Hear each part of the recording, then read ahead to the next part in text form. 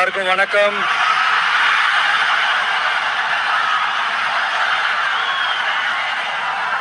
எல்லாரும் எப்படி இருக்கீங்க? சாப்பிட்டீங்களா?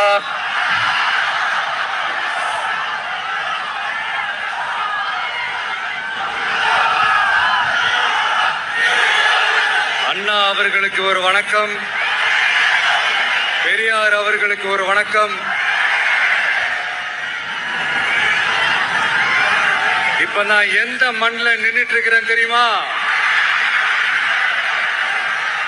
ஒரு ஆண்டவர் அன்போட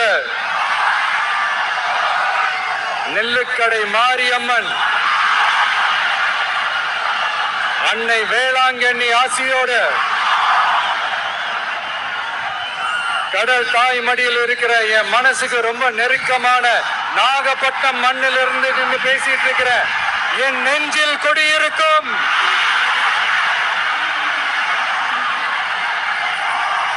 உங்கள் அனைவருக்கும் என்னைக்குமே ஒரு மீனவ நண்பனா இருக்கிற இந்த விஜயோட அன்பு வணக்கங்கள். இந்த கப்பல்ல இருந்து வந்து இறங்குற இந்த பொருட்களை எல்லாம் விற்கிறதுக்காக அந்த காலத்துல அந்தி கடையெல்லாம் நாகப்பட்டினத்துல இருக்கும்னு கேள்விப்பட்டிருக்கிறேன்.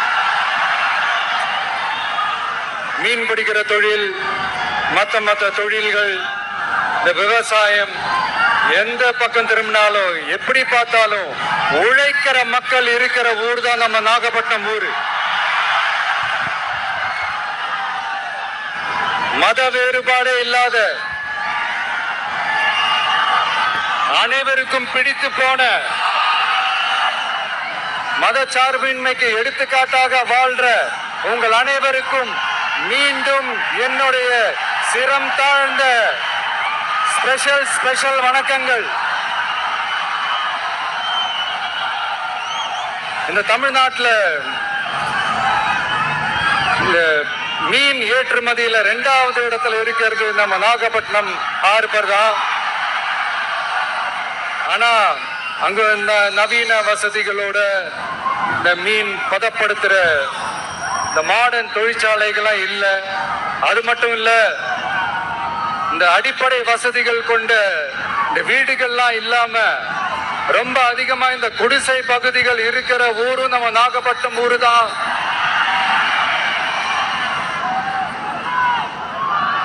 இந்த முன்னேற்றத்திற்கெல்லாம் எங்கள் ஆட்சிதான் சாட்சி. அப்படி இப்படின்ட்டு இந்த அடுக்குமுடியில பேசி அது நம்ம கேட்டு காதல இருந்து ரத்தம் வந்ததான் மிச்சம். இவங்க ஆண்டது பத்தாதா? இப்படி தவிக்கிறாங்களே நம்ம மக்கள், அது பத்தாதா?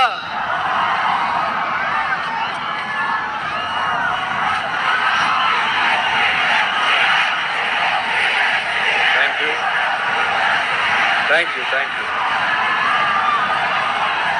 இந்த இலங்கை கடற்படையால நம்ம மீனவர்கள் தாக்கப்படுறதையும் அதுக்கான காரணத்தை பத்தியும் அதுக்கான தீர்வை பத்தியும் நான் மதுரை மாநாட்டிலே நான் பேசியிருந்தேன். அது ஒரு தப்பா? மீனவர்களுக்காக குரல் கொடுக்கறதும் அவங்களோட நிக்கிறதும் நம்மளுடைய கடமை, நம்மளுடைய உரிமை. நான் என்ன இன்னைக்கு நேத்தாங்க அவங்களுக்காக குரல் கொடுக்கிறேன். இதே நாகப்பட்டினத்துல 14 வருஷத்துக்கு முன்னாடி 2011 February 22 இதே நம்ம மீனவர்கள் தாக்கப்பட்டதை கண்டிச்சு ஒரு பொதுக்கூட்டம் ஒண்ணு நடத்தணும் இல்லையா? இந்த விஜய் களத்துக்கு வர்றது ஒண்ணு புதுசு இல்ல கண்ணா. எப்போ வந்தாச்சு. என்ன ஒண்ணு, முன்னாடிலாம் விஜய் மக்கள் இயக்கம் என்ற அந்த இயக்கமா வந்து நிற்போம். இப்ப தமிழக வெற்றி கழகம் என்ற அந்த ஒரு அரசியல் இயக்கமா நிக்கிறோம். அவ்வளவுதான் வித்தியாசம். அன்னைக்கும் சரி, இன்னைக்கும் சரி, இனிமேலும் சரி, மக்களுக்காக மக்களோட நிக்கிறது தான். இது புரிய வேண்டியவங்களுக்கு புரிஞ்சா சரி.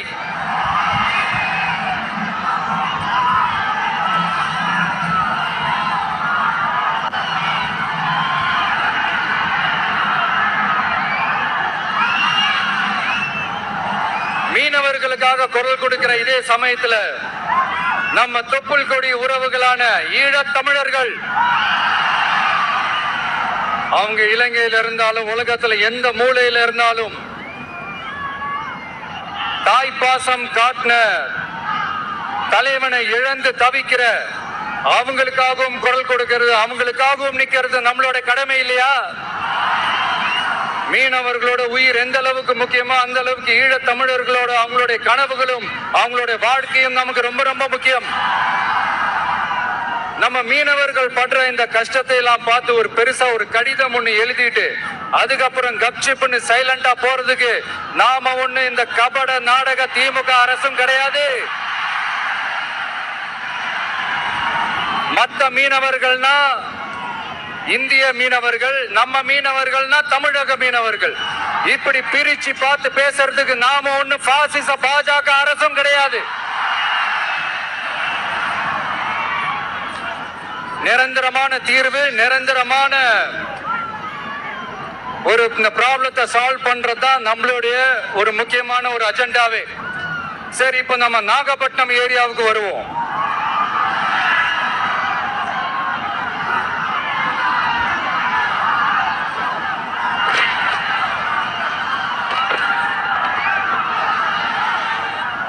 இங்க இருக்கிற மண் வளத்தை பாதிக்கிற இறால் பண்ணைகளை முறைப்படுத்தணும். அப்பதான் மீனவர்களோட வாழ்வாதாரமும் விவசாயிகளோட வாழ்க்கையும் பாதிக்காம இருக்கும். கடலோர கிராமங்கள்ல மீன் அரிப்புல இருந்து பாதுகாக்கிற அலையாத்தி காடுகளை அழிக்கிறத பத்தி தடுத்து நிறுத்தி அதுக்கு ஒரு வழி பண்ண வேண்டிய அரசாங்கத்துக்கு இதை விட ஒரு முக்கியமான ஒரு வேலை ஒண்ணு இருக்கு. அது என்ன தெரியுமா? சொந்த குடும்பத்தோட வளர்ச்சியும் சொந்த குடும்பத்தோட சுயநலமும் தான் அந்த முக்கியமான வேலை. இங்க இருக்கிற மக்களுக்கு குடிக்க தண்ணி இல்லாம தவிக்கிறாங்க. அதுக்கு தீர்வா காவிரி தண்ணியை கொண்டு வரலாம், மக்களோட தாகத்தை தீர்க்க. கொண்டு வந்தாங்களா? இவ்வளவு பாரம்பரிய கடல் சார்ந்த ஊர்ல ஒரு கவர்மெண்ட் மெரைன் காலேஜ் ஒண்ணு கொண்டு வரலாம். கொண்டு வந்தாங்களா? மீன் சம்பந்தமான எந்த தொழிற்சாலையும் அமைக்கல. அமைச்சாங்களா? அட்லீஸ்ட் நிறைய பேருக்கு வேலை வாய்ப்பு கிடைக்கிற மாதிரி தொழில் வளர்த்தியாவது பெருக்கலாம். அதையாவது செஞ்சாங்களா? ஆனா ஒவ்வொரு டைமும் வெளிநாட்டுக்கு டூர் போயிட்டு வர்றப்பெல்லாம் அத்தனை கோடி முதலீடு, இத்தனை கோடி முதலீடு சிஎம் அவர்கள் சிரிச்சுக்கிட்டே சொல்லுவாரு. சிஎம் சார், மனசை தொட்டு சொல்லுங்க, வெளிநாட்டு முதலீடா இல்ல வெளிநாட்டுல முதலீடா? ஒட்டுமொத்த தமிழ்நாட்டுக்கும் முதலீடா இல்ல உங்க குடும்பத்தோட முதலீடு வெளிநாட்டுக்கு போகுதா? வேளாங்கண்ணி, நாகூர், கோடியக்கரைன்னு இங்க இருக்கிற டூரிஸ்ட் பிளேஸ் எல்லாம் கொஞ்சம் நல்லா டெவலப் பண்ணலாம். பண்ண என்ன குறைஞ்சா போயிடுவீங்க? வேதாரண்யம் பகுதியில் உப்பு ஏற்றுமதி செய்யறதுக்கு வசதியை செஞ்சு கொடுக்கலாம். செஞ்சாங்களா? நாகூர் ஆண்டவர் அரசு மருத்துவமனையில பிரசவம் பார்க்கிற டாக்டரே இல்லையா?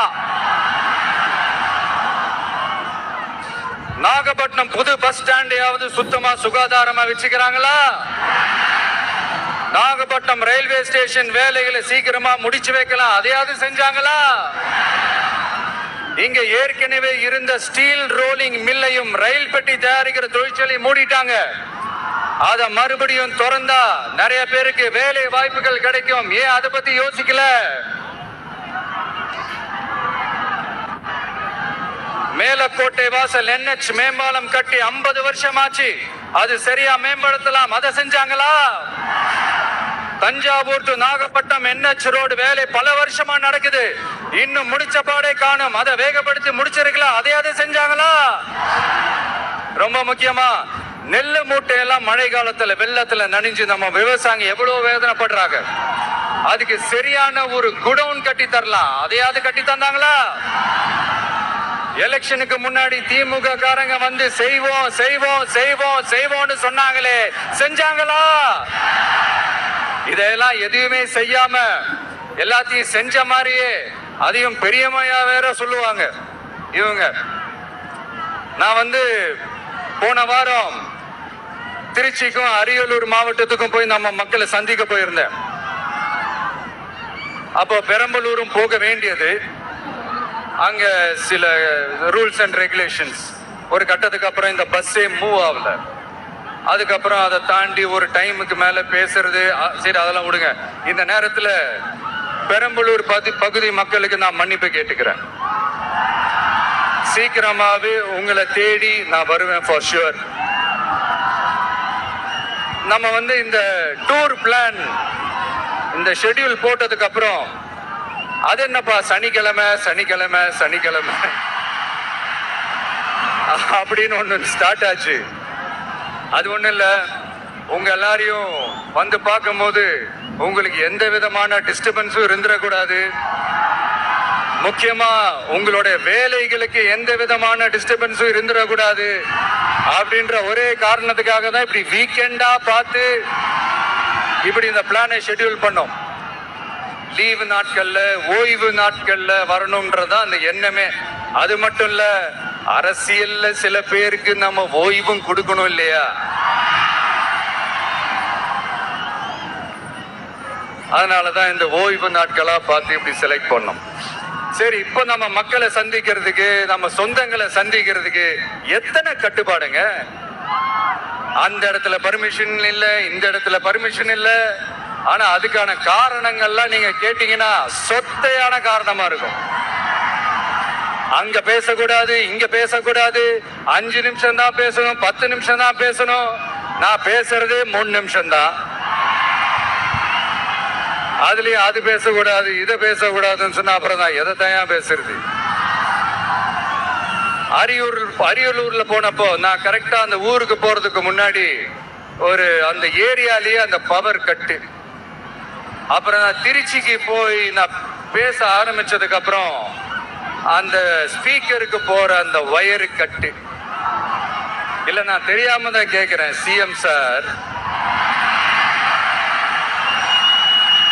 ஃபார் எக்ஸாம்பிள் இப்ப ஒரு RSS தலைவர் இங்க வராருன்னு வச்சுக்கோங்க, இல்ல நம்ம பிரதமர் மோடிஜி அவர்களோ இல்ல உள்துறை அமைச்சரோ இங்க வராருன்னு வச்சுக்கோங்க. இந்த மாதிரி கண்டிஷன்ஸ் எல்லாம் போடுவீங்க, இந்த மாதிரி பவர் கட் பண்ணுவீங்க, இந்த மாதிரி வயர் கட் பண்ணுவீங்க. கொஞ்சம் கட் பண்ணி தான் பாருங்களேன். முடியாதுல, பேஸ்மெண்ட் அதிரும்ல. நீங்க தான் மறைமுக உறவுக்காரர்களாச்சே. இதாவது பரவாயில்லைங்க. இதை தாண்டி ஒரு ரூல் ஒண்ணு போட்டாங்க, பஸ்ஸுக்குள்ளேயே இருக்கணுமா, பஸ் விட்டு வெளியில வரக்கூடாதா, கையை இவ்வளவுதான் தூக்கணுமா, இப்படியே வரணுமா, மக்களை பார்த்து சிரிக்காத, மக்களை பார்த்து கையசைக்காத, இப்படியெல்லாம். ஐயோ, நானும் என்னவோ ஏதோ நினைச்சேங்க. செம்ம காமெடியா இருக்குங்க. I'm just enjoying like anything. நேரடியாவே கேக்குறேன், சிஎம் சார் மிரட்டி பாக்குறீங்களா? அதுக்கு இந்த விஜய் ஆள் இல்ல சார், அதுக்கு நாம ஆள் இல்ல சார். என்ன செஞ்சிருவீங்க? மேக்சிமம் கொள்கைய சும்மா பேருக்கு மட்டும் வச்சுக்கிட்டு குடும்பத்தை வச்சு கொள்ளையடிக்கிற உங்களுக்கே இவ்வளவு இருந்தா, சொந்தமா உழைச்சி சம்பாதிச்ச எனக்கு எவ்வளவு இருக்கும்?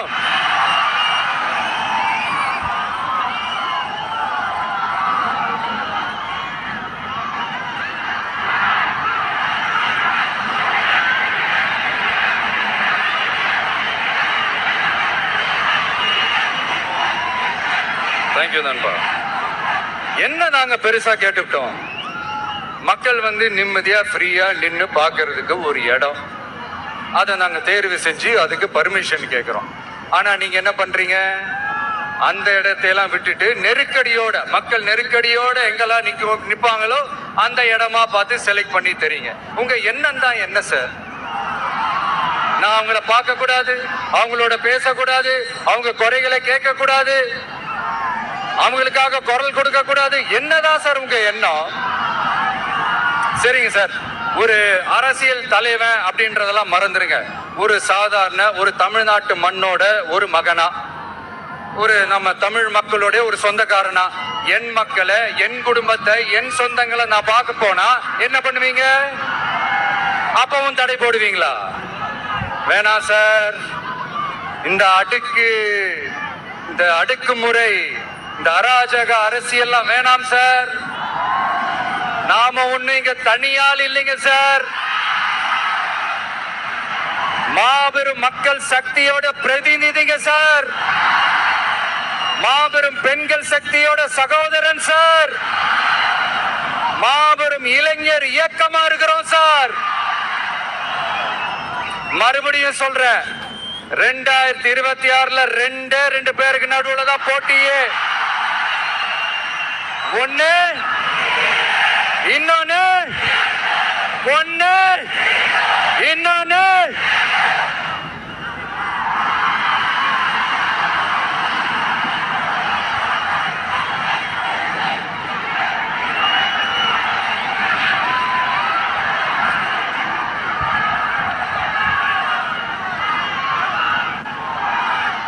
இந்த பூச்சாண்டி வேலையெல்லாம் காட்டுறதை விட்டுட்டு தில்லா கெத்தா நேர்மையா எலெக்ஷனை சந்திக்க வாங்க சார்.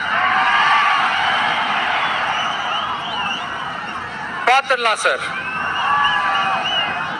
கொள்கையை பேருக்கு மட்டும் வச்சுக்கிட்டு குடும்பத்தை வச்சு தமிழ்நாட்டை கொள்ளையடிக்கிற நீங்களா, இல்ல தமிழ்நாட்டில் இருக்கிற ஒவ்வொரு வீட்டுக்குள்ளேயும் ஒருத்தனா இருக்கிற நானா, இந்த விஜயா? பாத்தலாம் சார். இனிமேலும் இந்த தடைகள்லாம் போட்டீங்கன்னா நான் நேரடியா மக்கள்கிட்டயே பர்மிஷன் கேட்டுருவேன். மக்களே நீங்க சொல்லுங்க, நான் உங்களை பார்க்க வரக்கூடாதா? நான் உங்களோட பேசக்கூடாதா? உங்க குறைகளை நான் கேட்க கூடாதா? உங்களுக்காக நான் குரல் கொடுக்க கூடாதா? இப்படி நமக்கு தடையா போடுறாங்களே, இந்த திமுக அரசு மறுபடியும் ஆட்சிக்கு வரணுமா? உங்க நல்லதுக்காக நம்ம உங்க டிவிக்கு ஆட்சி அமையணுமா? சத்தமா கேட்டுச்சா மை டியர்? ஏப்பா, நான் தான் அப்பவே சொன்னல, அவருக்கு ஆசையா பாசமா கூப்பிட்டா பிடிக்க மாட்டேங்க. ஏன்பா மறுபடியும்? கேட்டுச்சா சிஎம் சார்?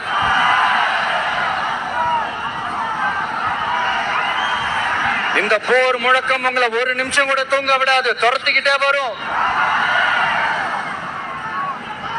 கான்பிடென்டா இருங்க, நல்லதே நடக்கும், வெற்றி நிச்சயம்.